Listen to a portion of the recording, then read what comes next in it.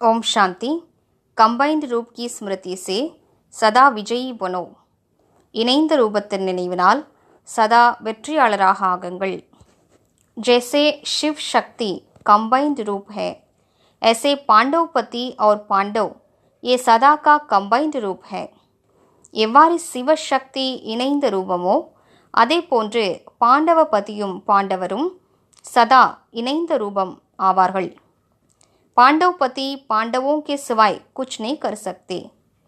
पांडवர்கள் இல்லாமல் पांडवपतिயால் எதுவும் செய்ய இயலாது.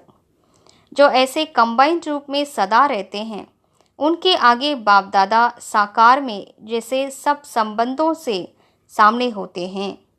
யார் அவ்வாறு இணைந்த ரூபத்தில் சதா நிலைத்திருப்பார்களோ அவர்களது முன்னிலையில் பாப் தாதா சாக்காரத்தில் அனைத்து உறவுகளிலும் முன்னாலேயே இருக்கின்றார். जहाँ बुलाओ वहाँ सेकंड में हाजिर, इसलिए कहते हैं हाजरा हजूर.